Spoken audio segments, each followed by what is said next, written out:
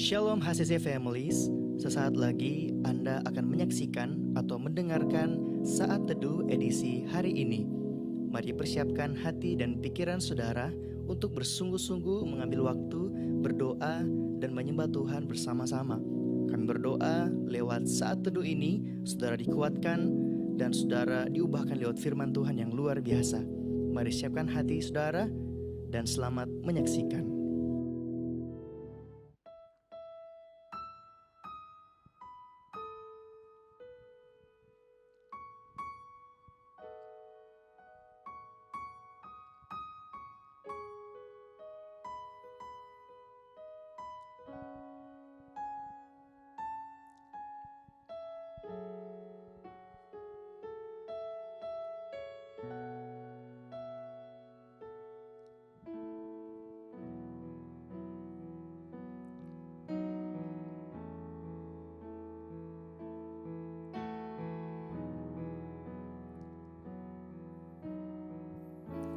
Musim akan selalu berganti, kasih Tuhan tetap abadi,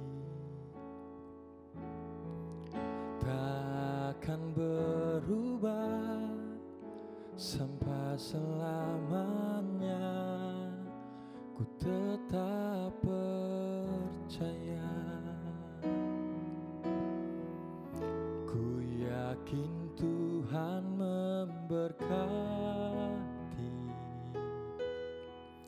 ku yakin Tuhan melindungi,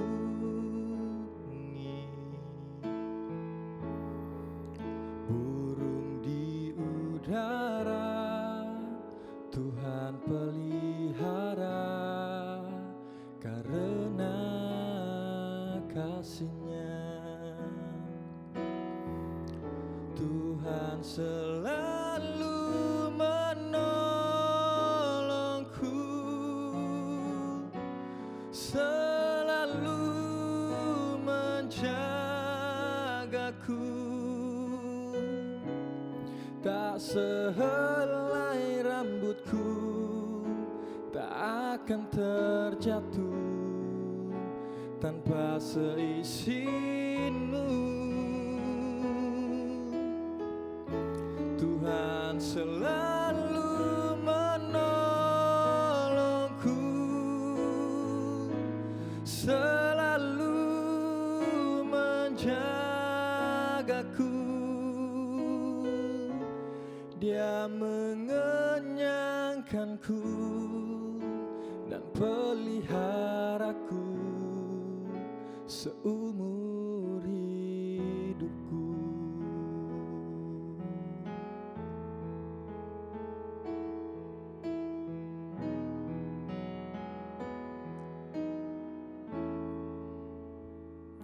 Musim akan selalu berganti,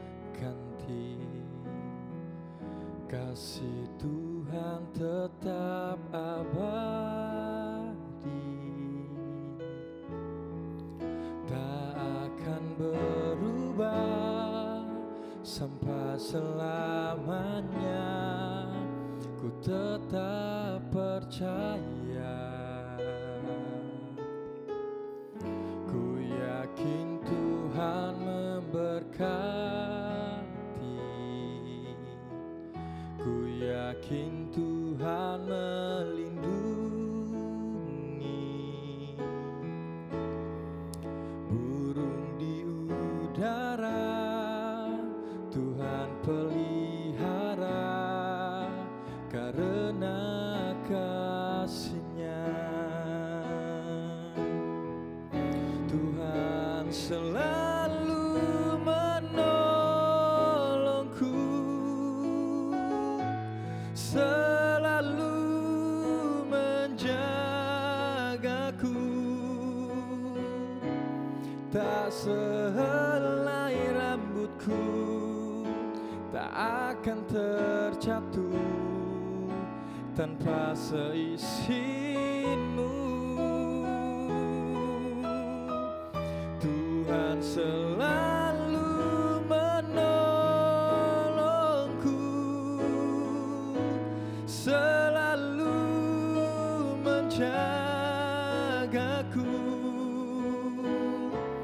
Dia mengenyangkanku dan peliharaku seumur hidupku.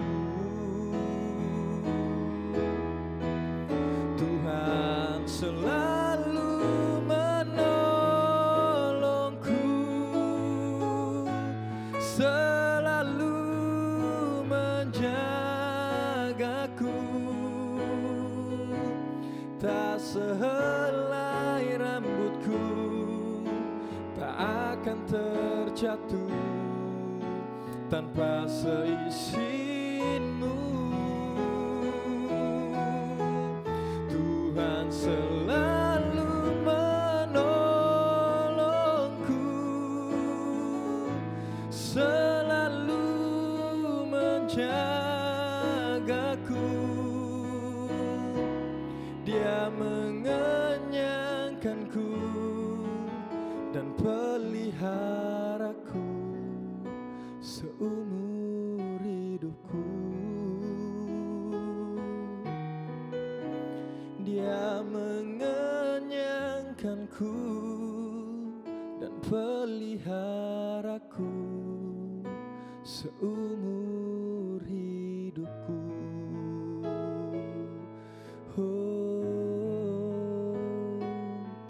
Engkau Allah yang baik, terima kasih Yesus. Haleluya,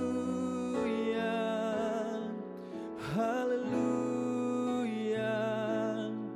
Engkau baik Tuhan, kudus, kudus nama-Mu Yesus. Engkau yang layak disembah Tuhan. Engkau baik Yesus. Oh, kasih-Mu Tuhan, kami bersyukur. Engkau baik Tuhan, kasih-Mu nyata Yesus. Kami terpelihara, kami dilindungi Tuhan selamanya.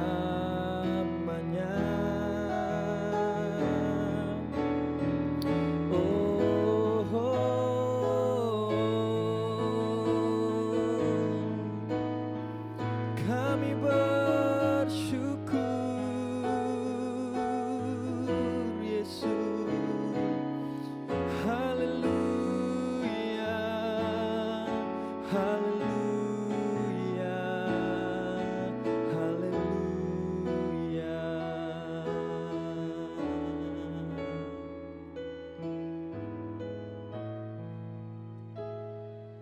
Shalom jemaat Tuhan HCC Luwuk dan Palu. Saya senang bisa berjumpa dengan saudara dalam program Worship from Home edisi saat teduh. Dan saat ini saya mau berbicara tentang hidup yang dibenarkan. Kita bisa melihat pembacaan kita yaitu Matius 9 ayat yang ke-13. Matius 9 ayat yang ke-13. Di situ dikatakan, jadi pergilah dan pelajarilah arti firman ini. Yang ku kehendaki ialah belas kasihan dan bukan persembahan, karena aku datang bukan untuk memanggil orang benar, melainkan orang berdosa. Jadi firman Tuhan jelas mengatakan bahwa Tuhan Yesus bukan datang untuk orang yang benar, tetapi Ia mencari orang yang berdosa. Ketika saya merasa diri saya berdosa, diri saya merasa aku gak layak, saya merasa diri saya hancur. Disitulah kita percaya bahwa Tuhan datang untuk kita, Tuhan hadir untuk kita. Dan jika kita melihat sebuah kehidupan, terkadang kita melihat diri kita sendiri pasti kita akan merasa hidup kita seakan-akan enggak layak di hadapan Tuhan. Seakan-akan hidup kita enggak benar. Bahkan kita merasa hancur. Kita sudah melakukan sebuah dosa yang mungkin menurut kita itu dosa yang paling besar. Mengapa seringkali orang berpandangan bahwa hidupnya hancur, hidupnya tidak layak, hidupnya tidak benar? Jawabannya simpel, yaitu dosa. Karena dosalah orang merasa dirinya enggak benar, dirinya enggak layak datang kepada Tuhan, datang ke gereja, datang menghadap hadirat Tuhan. Tetapi ketika kita merasa diri kita enggak layak, enggak benar, Tuhan hadir untuk kita. Tuhan mau menerima kehidupan kita. Dosa membuat orang merasa diri hidupnya hancur dan tidak lagi memiliki masa depan. Terkadang dosa membuat kita, aku enggak punya masa depan. Hidupku sudah hancur. Tapi percaya bahwa Tuhan menyediakan masa depan dalam kehidupan kita. Tuhan hadir untuk kita. Tuhan hadir di masa depan kita. Tuhan hadir dalam setiap kehidupan kita. Dia datang bukan untuk orang benar, tetapi orang yang berdosa. Jika kita melihat sebuah kehidupan tokoh dalam Alkitab, yaitu Daud. Kita tahu Daud adalah raja yang berkenan di hadapan Tuhan. Raja yang luar biasa, bahkan mazmur-mazmur yang ditulis oleh Daud itu lebih banyak dibanding tokoh-tokoh Alkitab yang lain. Tetapi Alkitab mencatat bahwa Daud pernah jatuh. Kita sebutlah dosa kekinian, pebinor, berebut bini orang, bahkan merencanakan pembunuhan. Tetapi Alkitab berkata bahwa Daud berkenan di hadapan Tuhan. Saya sering kali membaca firman Tuhan, kisah-kisah tentang tokoh Alkitab. Ketika saya membaca kisah tentang seorang Yusuf, firman Tuhan hanya mengatakan bahwa Yusuf disertai Tuhan. Padahal Yusuf sudah melakukan firman Tuhan, menjauh daripada kejahatan ketika ia digoda oleh istri Potifar. Dia lari. Tapi saya enggak pernah temukan firman Tuhan mengatakan bahwa Yusuf berkenan. Tetapi di situ hanya dikatakan bahwa Yusuf disertai oleh Tuhan. Tetapi Daud yang pernah melakukan kesalahan, Daud yang pernah jatuh, firman Tuhan berkata bahwa Daud adalah raja yang berkenan di hadapan Tuhan. Apa yang bisa dikatakan oleh kita ketika kita merasa diri berdosa, merasa diri tidak layak? Kita datang kepada Tuhan. Hari ini kita belajar tentang kisah Daud. Kita bisa baca dalam Mazmur 51 ayat yang ke-18 sampai yang ke-19. Sebab engkau tidak berkenan kepada korban sembelihan, sekiranya ku persembahkan korban bakaran, engkau tidak menyukainya.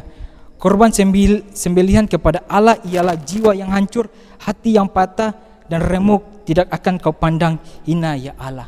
Kita tahu Mazmur 91 ini dicatat oleh Daud ketika Daud ditegur oleh Nabi Nathan. Ketika ia melakukan kesalahan, merebut istri orang dan melakukan perencanaan pembunuhan.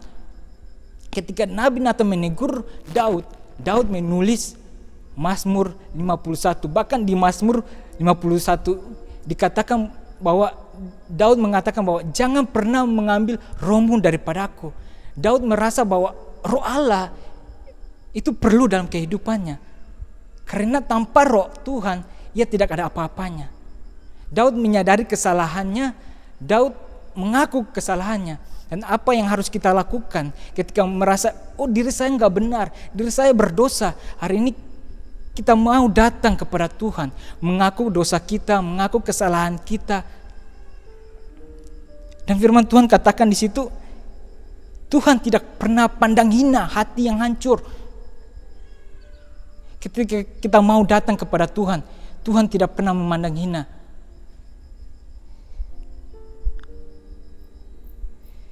Kita belajar, jika kita mempersembahkan jiwa yang hancur, hati yang remuk, hati yang patah, Tuhan tidak memandang itu hina.